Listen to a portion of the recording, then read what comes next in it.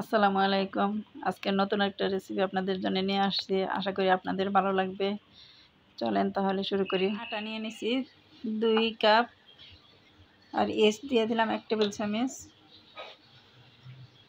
লবণ দিয়ে দিলাম 1 টিস্পুন, চিনি 1 টেবিল চামচ। সব কিছু একসাথে মিক্স করে নেব। এখন আমি দিয়ে দেব তেল 2 টেবিল স্পুন। পানি দিয়েছি, পানিটা কুসুম গরম হতে হবে, অবশ্যই গরম থাকতে হবে। এখন সব একসাথে মেখে নেব। এই তো ডোটা হয়ে গেছে। এখন ঢেকে রাখবো আধা ঘন্টার জন্য, আধা ঘন্টা 1 ঘন্টা। এখন আমি চিকেনটা ভিতরে পুরটা বানিয়ে নেব। প্রথমে আমি তেল দিয়ে দিছি, পেঁয়াজ 1.5 কাপ পরিমাণ। পেঁয়াজটা একটু বেশি দিতে হবে, আর পেঁয়াজটাকে আমি লাল করব না, মোটামুটি একটু নরম হয়ে আসবে। এখন আমি মশলাগুলি দিয়ে দিছি। এখানে ছিল জিরার গুঁড়া, গরম মশলা, ধনিয়ার গুঁড়া, আর হলো গুঁড়া মরিচ। এখন একটু পানি দিয়ে দিছি, আর পানিটা হলো আমি চিকেন বয়েল করছিলাম, ওই পানিটা রয়ে গেছিলো, ওইটাই আমি দিয়ে দিছি। এখন আমি দিয়ে দিলাম টমেটো কেচাপ, একটু নেড়ে চেড়ে নেব। এখন কাঁচামরিচ দিয়ে দিছি, আর একটু নেড়ে ছেড়ে এখন আমি চিকেনটা দিয়ে দেবো। চিকেনটা আমি আগে থেকে লবণ এবং সামান্য আদা রসুনের পেস্ট দিয়ে বয়েল করে নিছি। বয়েল করে ছোটো ছোটো করে ছিঁড়ে নিছি। এখানে 250 গ্রাম পরিমাণ চিকেন ছিল। এখন আমি 1 টেবিল চামচ কর্নফ্লাওয়ার গুলে দিছি। এই তো আমার চিকেনটা রেডি। একটু নেড়ে ছেড়ে এখন তুলে নিব। চিকেনটা রেডি হয়ে গেছে।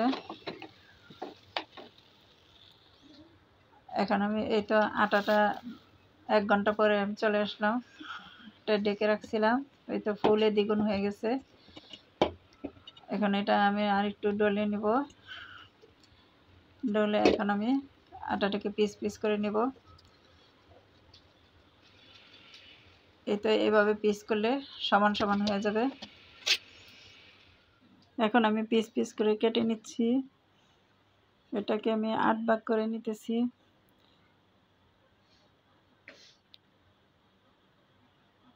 সবগুলি আমি এটা ডবল করে নিচ্ছি। আমি একটু মোটা করে রুটিটা তৈরি করতেছি। এই যে এখন ভিতরে পুর দিয়ে দিব।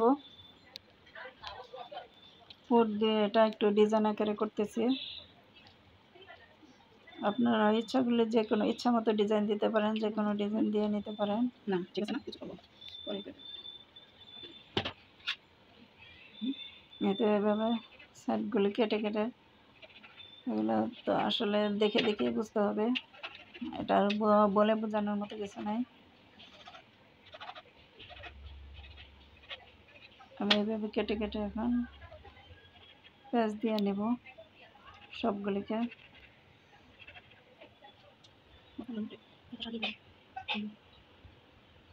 এই যে দেখে নেন কীভাবে করতেছি, একটু ভালো করে দেখলেই হবে, একদমই সহজ। আসলে যে কোনো কিছু তৈরি করলেই হয়েছে, একটু দেখলেই হয়ে যায়। আর এই বানটাই এত মজার হয়, আপনারা তৈরি করে দেখেন। অনেক মজার একটা ব্রেড। এখন আমি ডিম ব্রাশ করে দেব উপরে। এটা আমি ওভেনে দিয়ে দেব ডিম ব্রাশ করে।